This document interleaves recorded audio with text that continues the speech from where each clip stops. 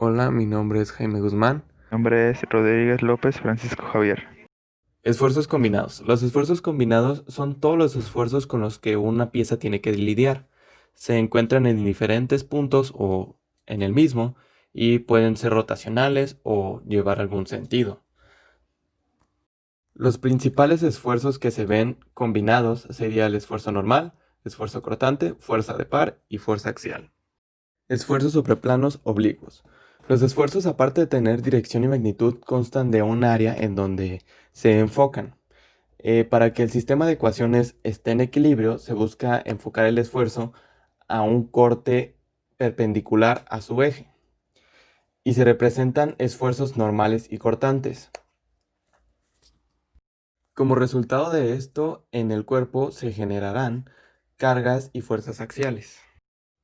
A través de la manipulación de las secciones oblicuas se puede redirigir el esfuerzo hacia un objeto o manipular el ángulo. Dependiendo de esto, surgen las siguientes ecuaciones que se muestran en pantalla. Fórmulas generales para el esfuerzo en un punto. Estas fórmulas acatan la información necesaria para que los esfuerzos normal y cortante puedan actuar sobre un plano de inclinación variable. Estas ecuaciones traen la información que se necesita para representar estos esfuerzos dentro de un plano cartesiano. Seguido de las ecuaciones generales, se puede llegar a la simplificación de identidades trigonométricas, en donde se sacan los valores del esfuerzo normal y cómo actúa, además del esfuerzo de tensión y el esfuerzo de compresión, que nos ayudará a comprender más cómo estas fuerzas actúan sobre el objeto. Los esfuerzos principales son las representaciones gráficas de las cargas axiales o pares de carga.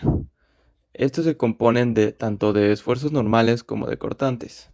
Estas gráficas representan el rango máximo y el mínimo por donde un objeto ha sido sometido a un esfuerzo o a cierta carga, trayendo gran información de gran importancia para saber acerca de este material o de el objeto en sí. Utilizando las fórmulas que se pueden generar a partir de un solo punto, se pueden establecer un rango inicial y final de las cargas. Utilizando las derivadas con respecto al ángulo y al esfuerzo, da la siguiente ecuación.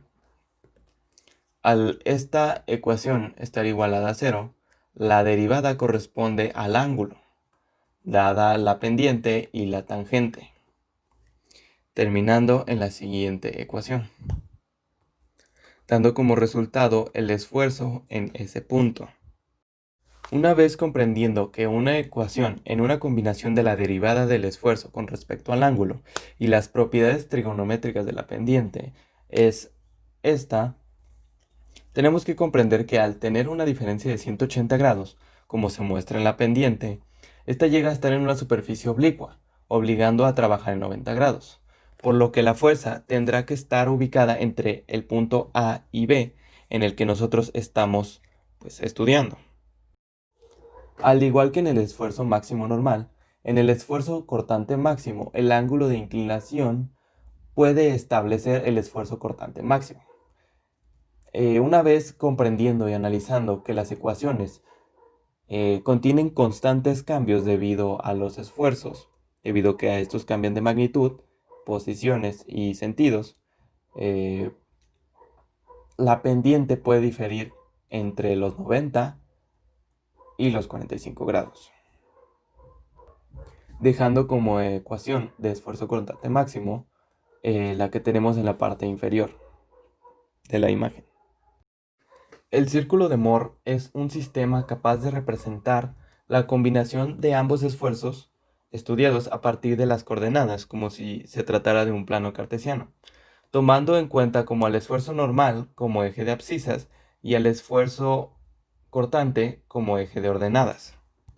Esto brinda de manera gráfica los datos acerca de las magnitudes de los esfuerzos, así como los sentidos y la tendencia que tiene el objeto, así como las partes más frágiles que éste podría tener al ser sometidas a los esfuerzos.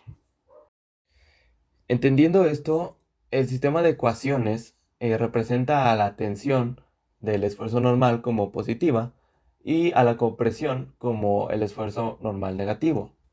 Esto representando cada uno de los cuadrantes, ya sea negativos o positivos.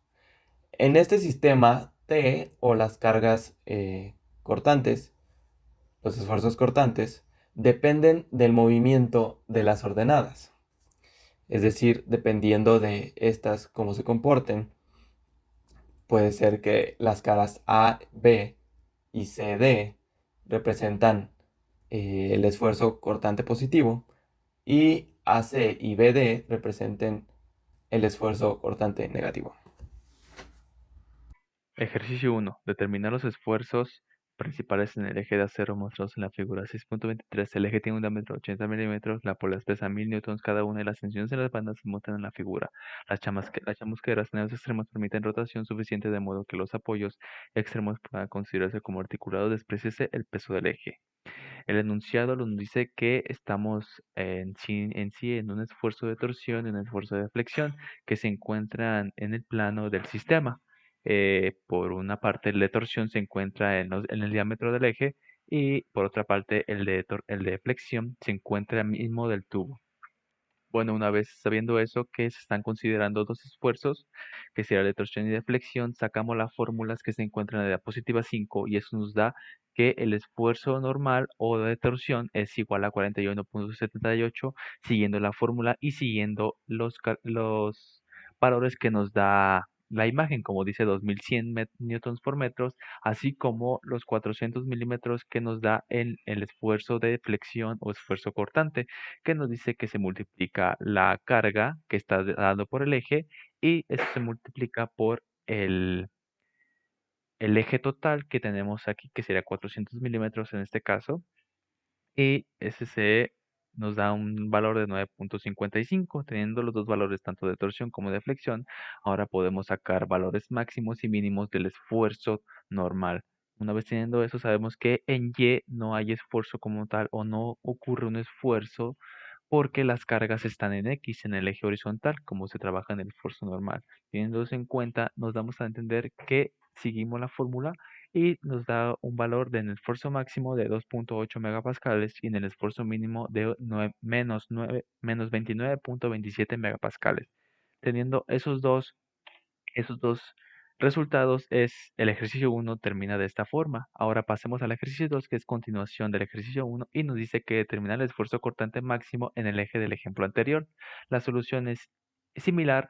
En este caso se utiliza la fórmula de cortante máximo que se encuentra en la teoría vista y nos dice que el esfuerzo cortante máximo es de 21.17 megapascales. Al tener estos casos, nos damos aquí en la gráfica y vemos que se da una identidad trigonométrica en los esfuerzos y esto nos da la tangencial de ellos. Tanto esfuerzo normal como un esfuerzo cortante se muestran en el círculo de Moore. Cuando este está constituido por esto, nos da a entender que la identidad trigonométrica que se forma es el triángulo en donde los esfuerzos normal y cortante pueden ser distinguidos, o sea, pueden ser combinacionales. Bueno, pasando al ejercicio 3 del círculo de Moore, es determinar los esfuerzos principales, el esfuerzo cortante máximo y los planos en que actúan estos esfuerzos. Para los esfuerzos mostrados en la figura 6.27 A, la que estamos calculando es la figura A y estamos distinguiéndonos por el círculo de Moore que se encuentra en este lado. Ahora expliquemos y vemos que la fórmula es OB menos OC. OC y OB se encuentran en el centro, así como OA.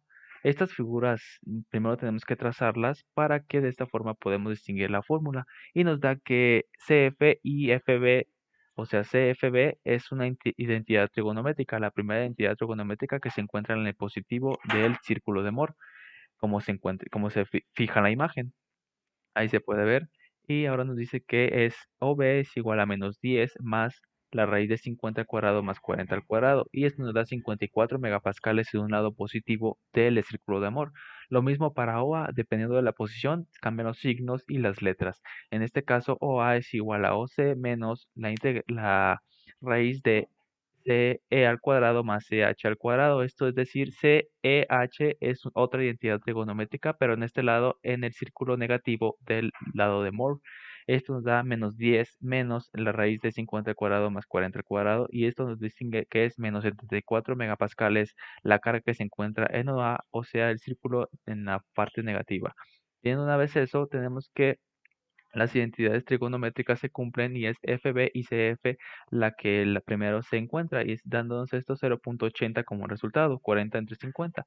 Y respecto a 0.80, pues dos veces el ángulo se encuentra a 38.7 y una vez el ángulo 19.3. Teniéndose en cuenta, tenemos el eje cortante que sería CD y CEG. Esto nos da como total un esfuerzo cortante máximo de 64 megapascales y podemos pasar por último al inciso final que se muestra en la figura D. La figura D es la cortante o por un decir la inclinación de 45 grados y por eso estamos constituyendo dos veces el ángulo de salida que es 38.7 grados, que es el ángulo que primero vimos que es dos veces el ángulo, más 90 grados. Y esto nos da 128.7 grados y el resultado de 64.3 grados. De esta forma nos vamos a la gráfica y vemos que 64 grados se encuentra en el lado de las negativas, o sea, en el lado negativo de Moore, en el eje de plano cartesiano, pero de esta forma nos damos a entender de qué manera se tratan los ángulos para las fuerzas de corte mayor, máximo y mínimo, así como del esfuerzo normal máximo y mínimo. Y pues terminando este apartado de ejercicios.